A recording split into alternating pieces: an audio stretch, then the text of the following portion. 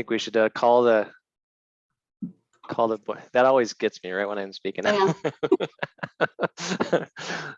call the MCDD board to order. I'm just going to go ahead as I see people. Nikki. Present. Corky. Here. All right. Kenzie. Here. And Nancy. Also here. And Ken Anderton's here. Call the MCDD board to order. And I think the first topic is, do we have any public testimony? There is no one from the public here. All righty. And then, sorry, I don't have my dual screens here. It throws me off.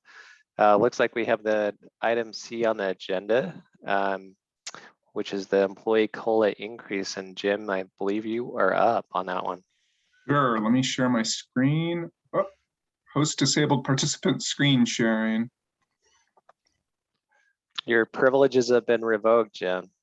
It's probably not a bad thing. Are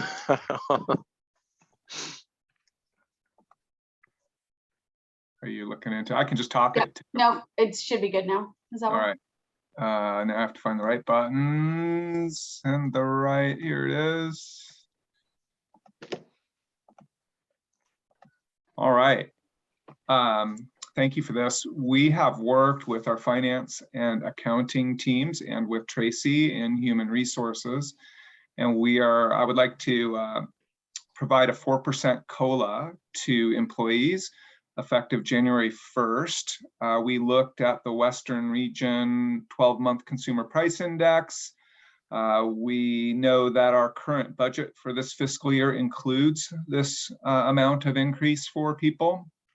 And we did reach out to a variety of other government agencies. And for example, Multnomah County will also be implementing a 4% COLA.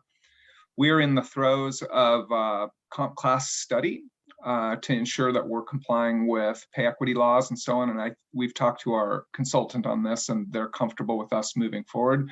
I think I may have the authority to do this, but it felt appropriate to me, since we're spending landowners' money, to check in with you all before we just implemented this. So this is our proposal.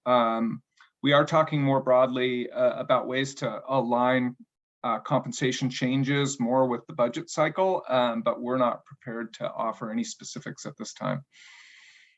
So this is the way we normally do it, as a midpoint in the year. Any concerns, questions, thoughts? I have a question, Jim. Does this impact how much potential there is for merit-based increase? Yeah, we are really thin this year fiscally, and so we've talked with the executive team about essentially doing this 4% across the board for folks who aren't on performance plans, of which we don't have any.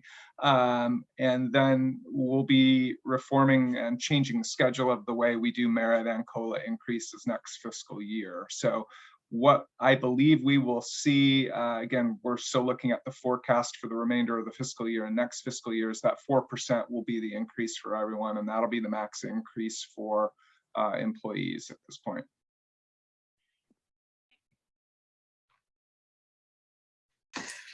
So yeah, so I have this question, and maybe we can have maybe a more comprehensive explanation when the class comp study comes through. But there's COLAs and there's merit increases, and I've kind of been confused over the years. They seem to be sort of combined at MCDD. And I think we've talked before that I think the COLA should be the minimum. I mean, we should keep people, always give them a COLA. And it looks like it's even reduced this year. I know the city has done similar things just because of revenue constraints, but the COLA is one thing, and having it also impact the merit increase, I think, is something else. I feel like COLA should be standard, and whether or not you get a merit increase is whether or not you deserve it. So I wonder if you could speak a little bit more to that. Yeah, thanks for asking that question and well framed. I agree with you. And the fact is that since we are literally in the middle of this comp class study and we expect to have to make some salary adjustments as that data comes in, this is going to be a one-time anomaly. I'm also working with Tracy and outside HR consultants to talk about our performance evaluation process, which currently rates people down to 2 decimal places, which I think is something I want to work on and adapt a little bit to some practices that I think are going to be better for our employees. But this is kind of a one-time anomaly because we're going to shift both to a fiscal year status rather than a calendar year status, and because we're in the middle of looking to ensure we're being equitable in the way we pay all of our employees.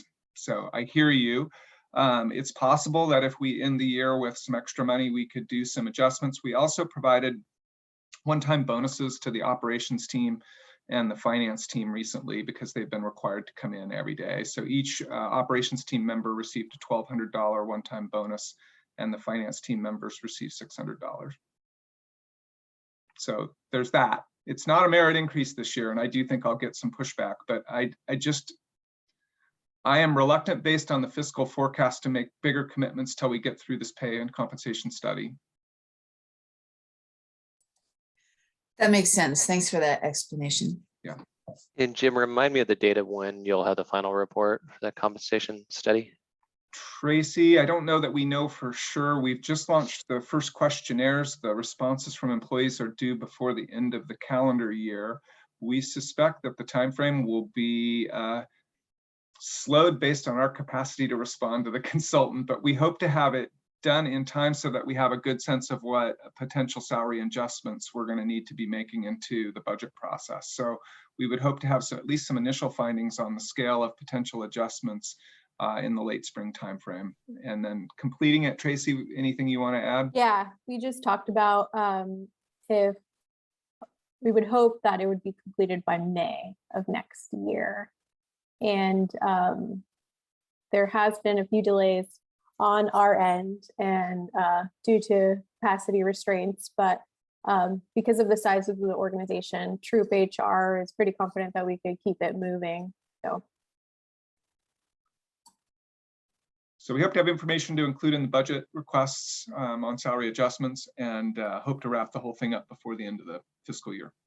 Yeah, and I think in June, we should, after the class comp study is complete, have a more complete recommendation to provide to you all, and then also have some draft or recommended pay practices put in place that include defining when COLAs will be provided and merits, and really solidifying like the separation of those two, like Nancy mentioned, because last year was the first time we had provided them separately, and this year, yeah, this is the second time that I know of that we've separated them.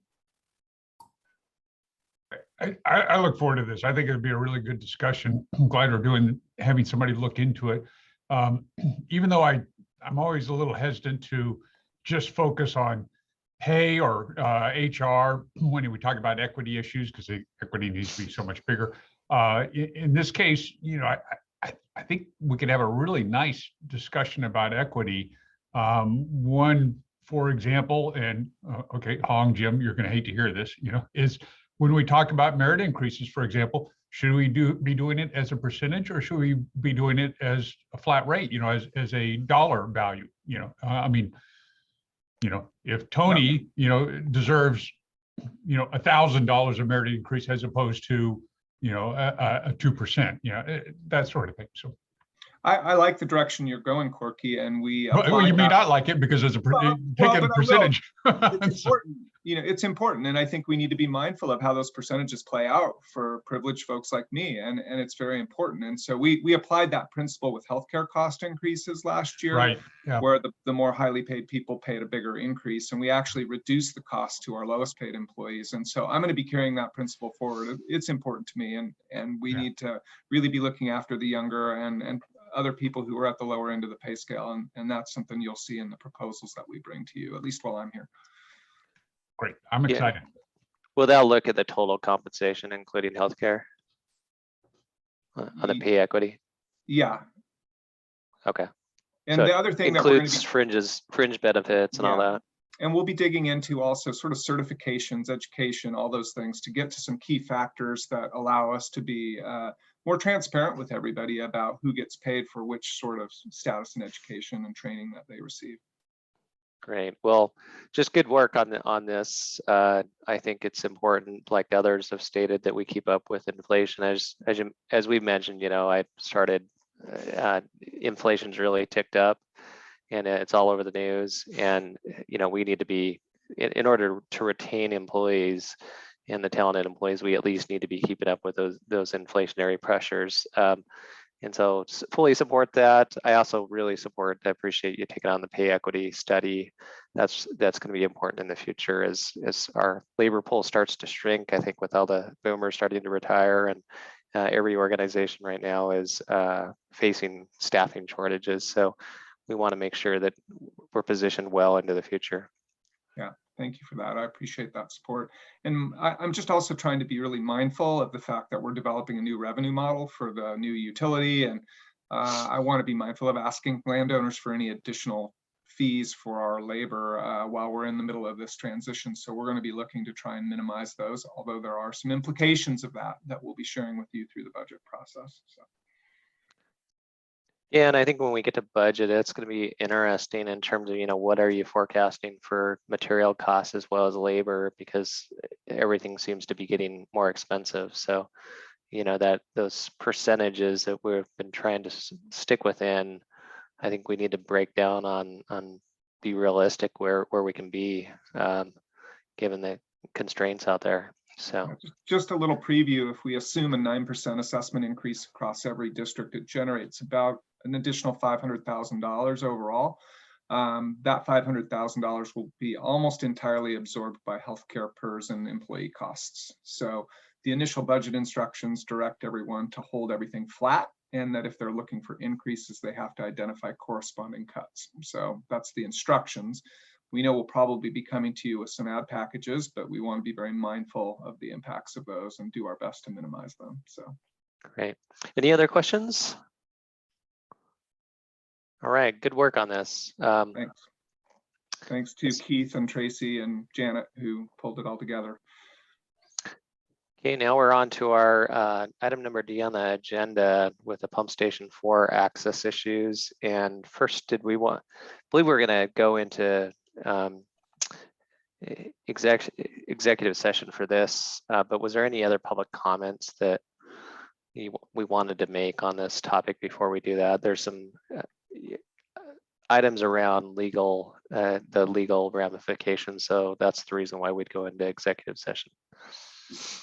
So I guess I would defer to Hong, but at least at this time, I don't know if it's necessary to go into executive session.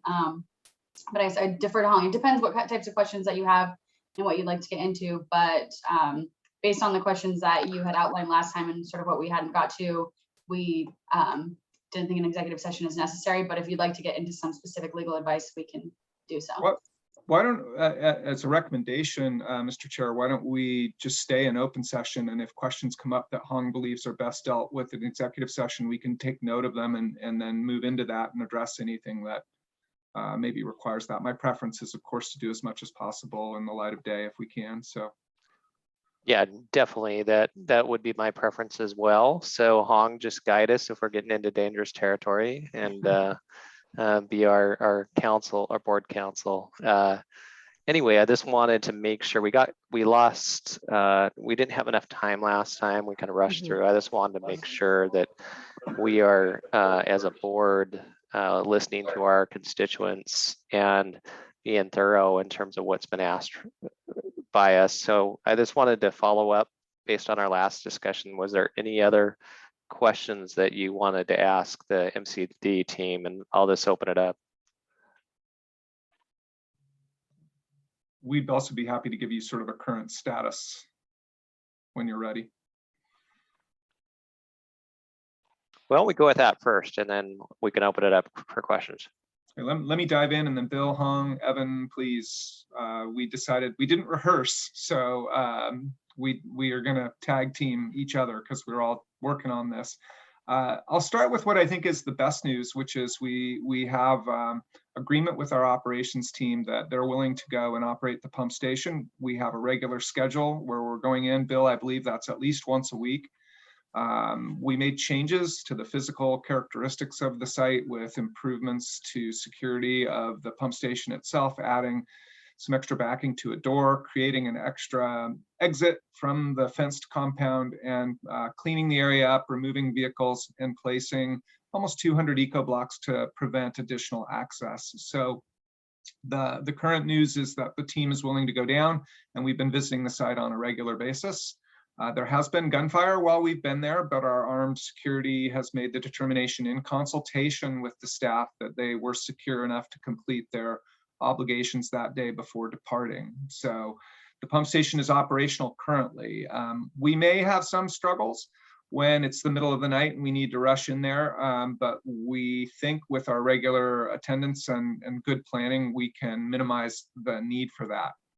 We have engaged the services of Oregon OSHA, had a visit with a staff member from OSHA. We're following up now with some private security vendors to get their assistance in developing recommendations for additional measures that we can take. We've reached out to our insurance provider to look into any potential liabilities or ways to minimize liabilities from the events of that Veterans Day weekend, and that's in process. We want to chat with you a little bit before we make any commitments there. We are looking at installing additional cameras and other security features at the site, and maybe a couple of additional sites, and that work is also in process. We are about to send an updated communication to landowners in the area with a status report and some weather forecast information, and Evan's close to finalizing that. We did make a commitment to communicate more often. We're going to try and live up to that. We continue to work with the city of Portland to maintain access to the site, and I've reached out to the joint office, Commissioner Ryan's office and Commissioner Rubio's office about getting additional staffing at the site to try and minimize trouble from bad actors and other criminal elements. That work is not complete, but there's broad interest in trying to do that. We have developed a prioritized list of all sites where we have this type of activity, and we're working with operations teams at the port and the city of Portland to build agreement around that list of priorities.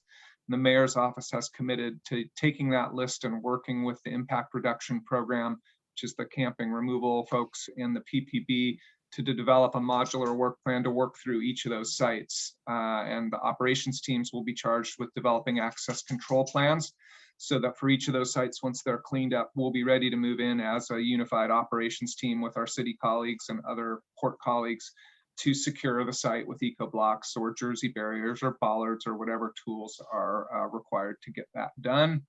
I guess the happiest news for me is that our operations manager and the operations crew have all reported that they're feeling more optimistic, and they have seen some progress.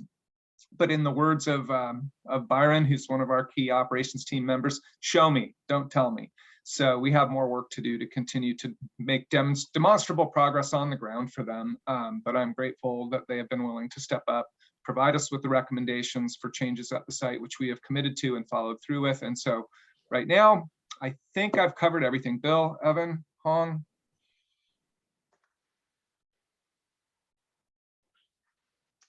Yeah, let me appreciate it, Jim. Thanks. Let me offer a couple more comments, partly background, partly to add to Jim's description of the status. Just make sure everyone is on the same page. We stopped inspecting that pump station about April of this year for a couple of reasons. One, there were physical barriers that prevented us from getting to the pump station. And that's primarily because of houseless vehicles that were blocking the access roads. But in addition, and probably even more importantly, the issues we had prior to April regarding some gunfire and people coming out with knives, it was just not a comfortable place for our staff to go out there, even if we had 2 people or more. And so we stopped going out there. The result was that there was no impact immediately because we were just transitioning from the wet season into the dry season. And we knew at the time that we had some time to work with our city partners to figure out a way to regain access before the rains began in the fall. And we're able to make some progress, but not enough to safely go back into the pump station. And thus, in the fall, each year, that's the period when the leaves, of course, start falling, and just as important, the aquatic species vegetation in the slough, the root system becomes disintegrates and allows the material to float in the water, and then all that material comes down to the pump station. And at that point, you need staff out there to help supplement whatever the trash rake is able to do. And that happens every year. We know about that. And that goes on for months in the fall and early winter. But we weren't able to do that because we couldn't get access to it. And so it wasn't necessarily as much garbage, but it was a lot of detritus and other natural material that clogs the pump station grates. And the trash rakes just can't keep up in those situations. We did have a chance, and eventually through the Veterans Day storm, there was a convergence of activity, and we were able to get back into the pump station. A big reason for that is PBOT ended up posting the access road with no parking signs, which then allowed their traffic enforcement team to go in and either start posting vehicles or actually towing them, and they've done both. So PBOT's done a lot of work since late September to make improvements out there, and they continue to be very, very responsive to us moving forward. In addition to Jim's explanation, we've also met with the operations team and sort of a brainstorming session. And from that, we're developing 1, 3, and 6 month work plans to implement and address many of those they suggested. And they recommended anything from physical improvements or PPE improvements like the ballistic vests to investigating whether to increase our life insurance for them while out there. And in other cases, we'll develop checklists, safety checklists for them to use before they go out, which starts 2 days ahead of time for any planned activity because of all of the additional contractors and partners we need to connect with before we can get on site. So that's many of the things that I can share right now. And I guess I'll turn over to Hong or Evan, anything else you wanted to add? I'll let Evan go first to the extent there are any other public issues. I think if the board desires to talk about the potential litigation in the claim and how we're handling that, I would request that we go into executive session, and particularly with some aspect of the OSHA assessment as well.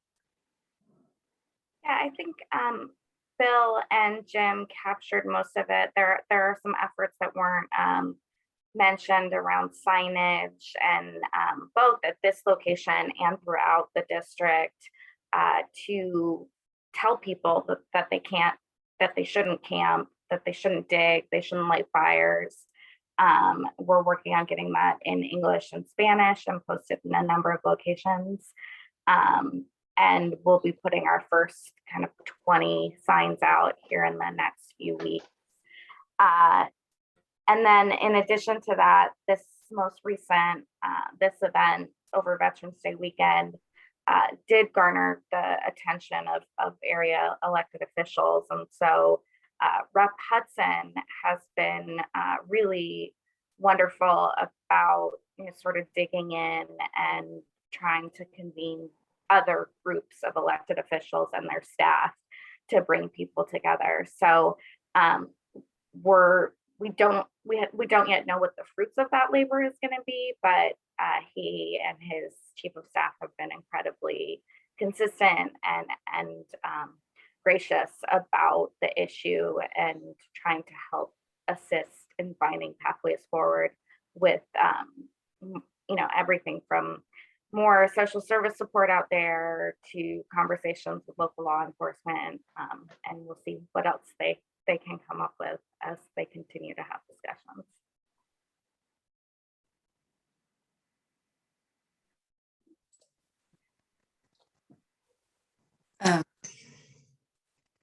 Thanks for that very thorough description. It's really great to hear how much you have done to address something that we had hoped didn't happen at all. And sounds like you've made a lot of strides to make sure it doesn't happen again, which is great. And I know it's not just our great staff, it's also, it's out of our control, but still being able to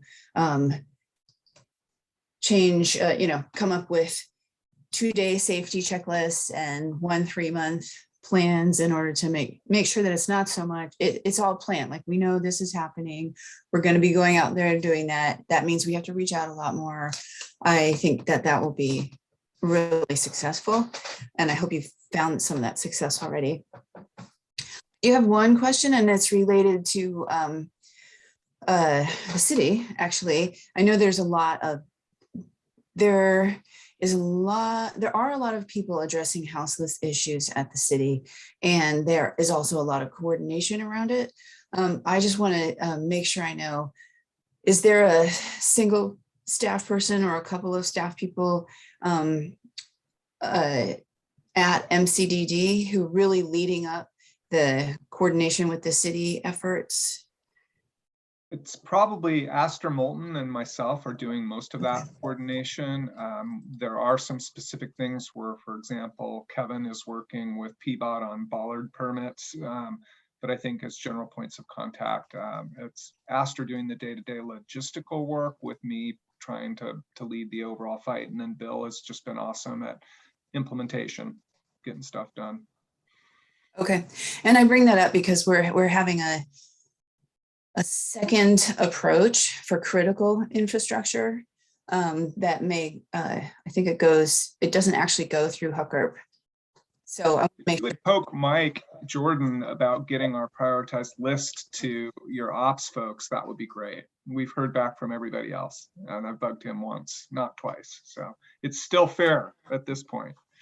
Okay, great, thanks. One piece that I didn't report on is one of the results of the meeting that Representative Hudson scheduled, and they invited all of the City Hall offices, and it was a pretty good turnout of chiefs of staff and appropriate policy folks. But out of that came introduction to a not-for-profit. I'm going to totally forget the name. Evan, maybe you remember. Initiative. Just one more time. Culture Initiatives.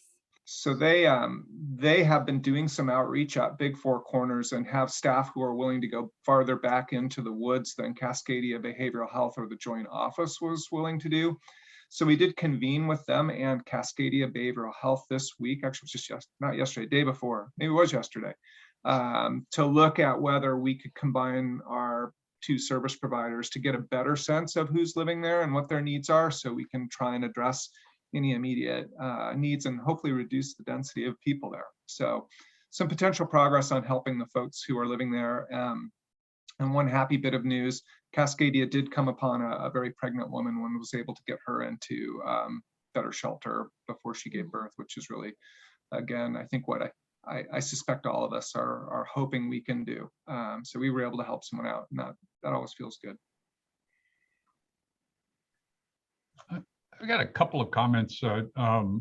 One is first, Jim, thanks to you and Emerald for sitting down and meeting with Matt, and I think it was Tom Miller also. And yep. I don't know if that is what did it, but immediately after that, there was tremendous progress along Marine Drive.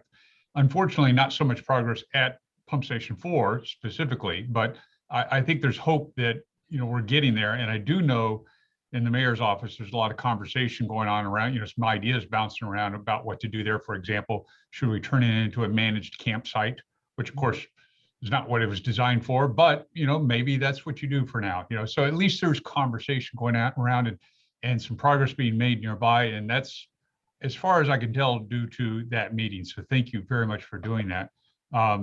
As an idea of how difficult this is, I've been trying to find out who to thank at the city for all that progress, and they're not returning the calls. I had a nice laugh about this with staff at the mayor's office the other day, going, they won't return my call, and they're laughing because it's like, my call is, who gets the thank you, so, but they're so gun shy, so it's tough.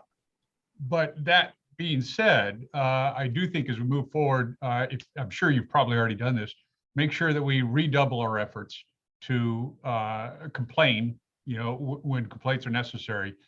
We probably should have complained twice as often as we did last year, in hindsight.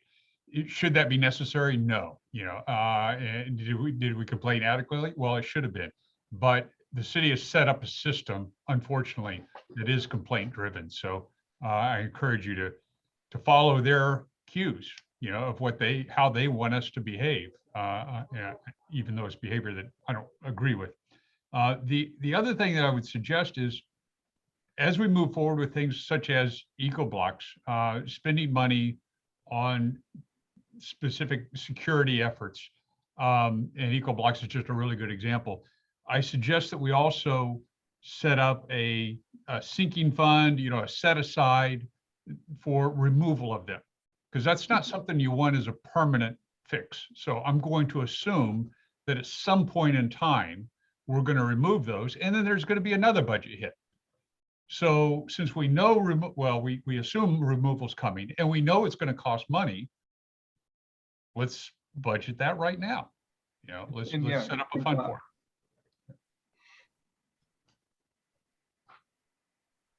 I look forward to that problem. Yeah, exactly. Yeah. Well, I appreciate Jim and team. Substantial amount of progress was made in just a few short weeks, and we know it's a very, difficult topic. One that staff. There's a lot of things that impact the staff, your staff, impact houseless community, and also a lot of coordination that has to happen with various complicated soup of jurisdictions. So this appreciate you addressing it, figuring out what potentially went wrong and fixing it, and not focusing on the blame, but just getting it down to what can we do better. And I think that's really on these types of things that we just have to focus on moving forward and learning and pushing through. And because this is something that, there's no training you go to handle these type of situations. So appreciate it. I don't really have any questions. Any of the, I think you've answered most of the ones I had in the back of my mind. Any other questions from the board?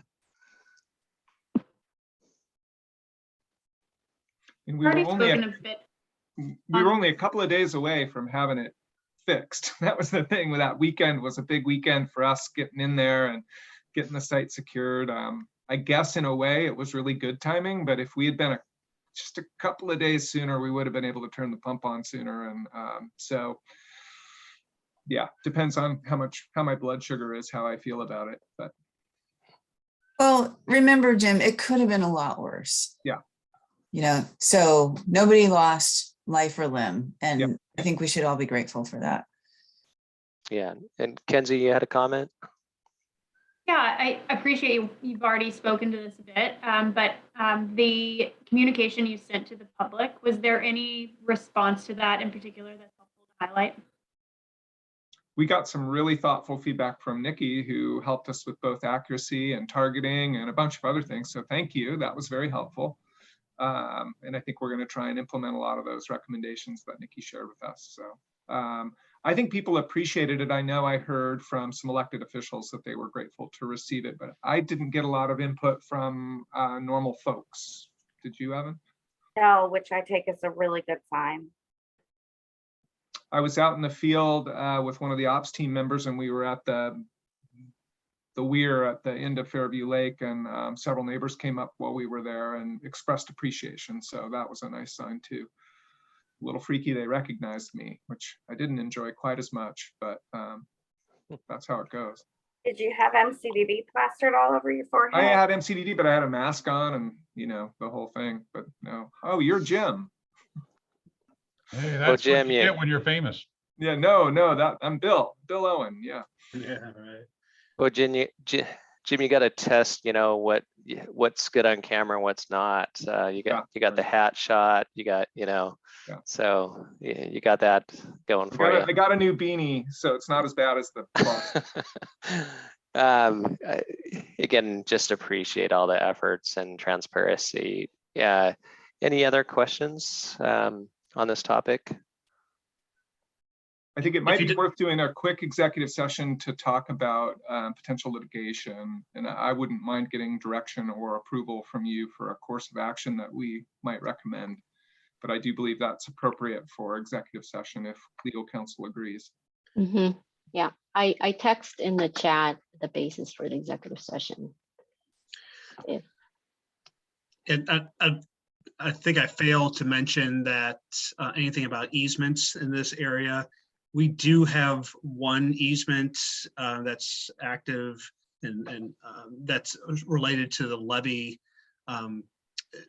improvements from I think from 1940-ish, circa 1940. But that area does not extend into the access road that goes into the city of Portland property. As part of the make sure I get this title right, non-park use permits that the city of Portland requests for any activity on city property that they manage. One of the conditions is for MCDD and parks to negotiate a new easement for that access road. So that conversation will be moving forward in the next couple of months. So otherwise, that is the extent of the easements